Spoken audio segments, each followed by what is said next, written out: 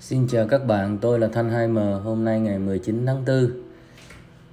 Qua một vài ngày trước thì thị trường diễn biến khá là tiêu cực, nên là thực ra thì cũng theo như là nhận định của mình, nên là cũng không có gì phải nói thêm. Nhưng mà hôm nay thì cũng là ngày 19 tháng 4 rơi vào thứ sáu cuối tuần, kết thúc một tuần giao dịch đầy biến động. Thì hôm nay mình cũng muốn làm một cái nhỏ để cho chúng ta coi lại thị trường của tuần vừa rồi. Thì chúng ta có thể coi sơ qua thị trường. Thì hôm nay là VN Index giảm 18 điểm, đóng cửa 1174, và số lượng giao dịch của sàn HOSE là 23.700 tỷ đồng. Về khối ngoại thì chúng ta có thể coi hôm nay khối ngoại mua ròng 683 tỷ. Các cổ phiếu tác động vào index như là VIC, CTG, FPT, BCM, GVRHD, Bank, MB Bank. Đó, đa phần là những cái cổ phiếu lớn giảm. Có BIDV thì tăng, SHB, đó, những cổ phiếu mà có thể là xanh nhẹ. Nói về VN Index thì hôm nay chúng ta có thể coi được cái khu vực mà của VN Index. Đây.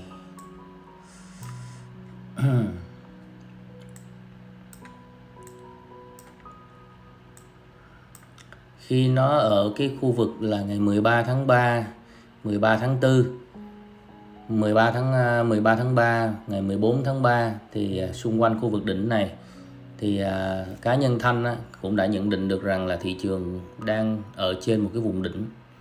Và khi mà đang ở trên một cái vùng đỉnh thì những cái phiên tăng giảm đang xen, nhưng mà chúng ta cũng thấy được là nó đang cố lên nhưng mà nó lên không được nữa thì nó chững lại.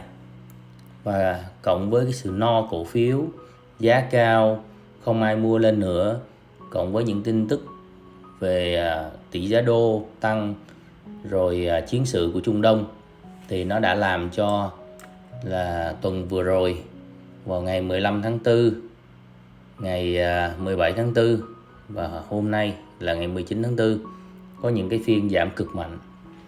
Giảm từ vùng 1271 mà hôm nay đã về đến 1174 điểm.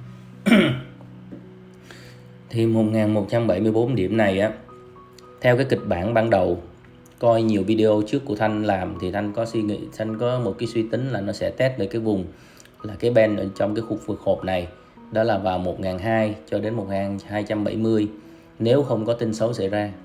Còn đương nhiên khi có tin xấu xảy ra thì nó xuống cái hộp bên dưới, đó là cũng là chuyện rất bình thường ha. Thì về cái hộp bên dưới này thì thật ra thì đây mới cũng chỉ là cái vùng, gọi là một cái vùng từ 1108 cho đến 1250, đâu đó quanh quanh cái hộp này thôi. Thì khi mà nó về đến cái vùng này thì nó vừa đụng EMA 200 ngay khu vực này. Thì nếu mà xét ra từ đỉnh của VN Index thì mình nói tầm đây đi, 1285 đi, về tới vùng này là chúng ta đã giảm 8.4%.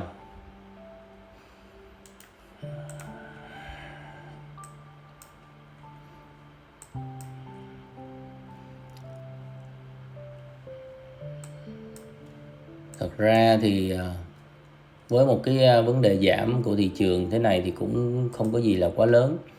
Vì chúng ta thấy là từ cái vùng đó là 1025 nó đã kéo dài lên tới vùng 1290 thì đã rất là gọi là rất là lâu rồi.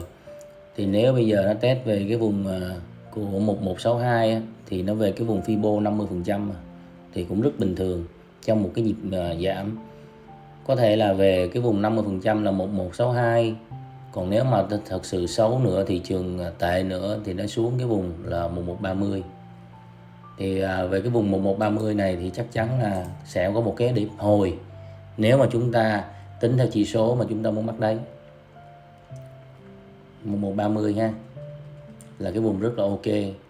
1162 ok.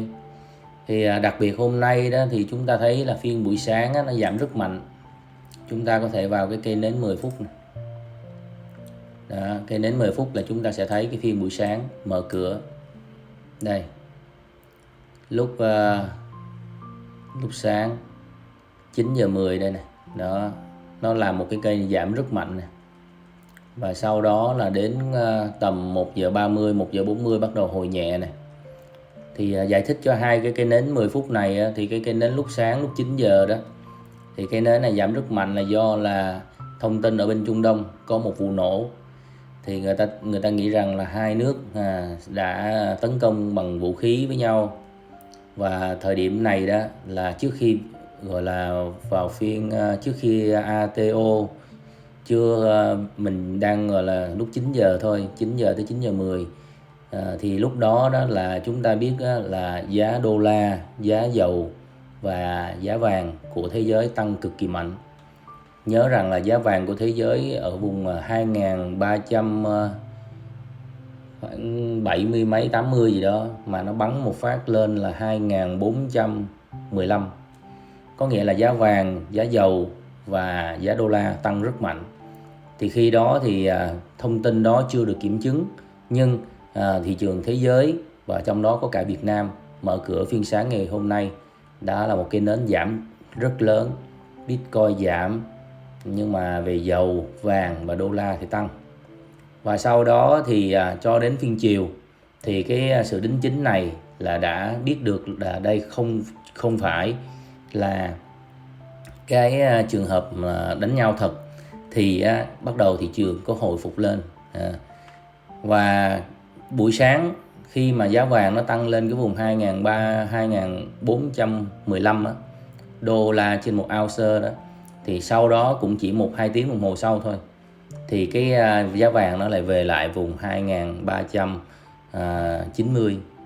Nên điều đó chứng tỏ là thế giới họ đã final cái thông tin này là thông tin không chính xác về chiến tranh nổ với nhau. Nên là cái giá vàng nó đã bình ổn lại, giá dầu cũng giảm nhẹ lại.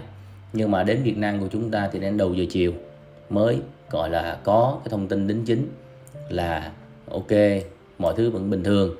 Thì lúc đó thì chúng ta có lúc 2 giờ, 1 giờ 40 nó có hồi nhẹ.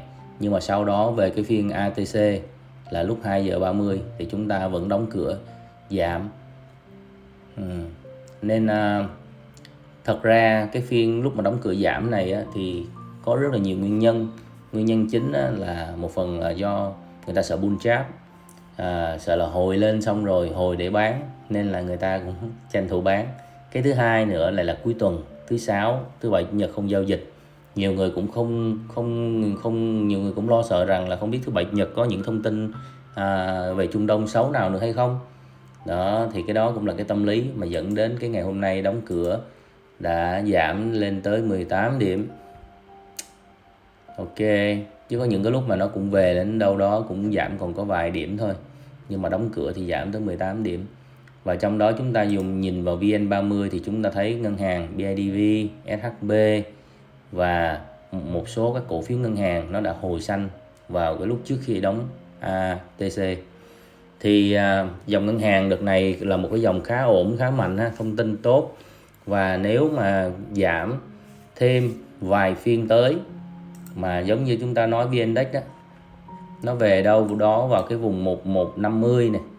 Đó, vùng 150, 1160 này này. Mà giá của các cổ phiếu ngân hàng nó có sự tốt á, giảm thêm khoảng tầm 10%, 8 đến 10% nữa. Thì đó là một cái cơ hội để cho các bạn chúng ta có thể mua, chọn những ngân hàng tốt để mua ha. Thì rất là ok. Nắm từ đây đến cuối năm thì rất an tâm. Đó, 26.000 giảm 10% xuống 24.5 này. Đó, vùng này ACB mua được nè. Rồi Liên Việt Postbank là cái cổ phiếu mà mấy nay cũng thấy rất là ổn này. Nhưng mà tuy rằng là nó chưa được cái giá tốt. Rồi CTG nè.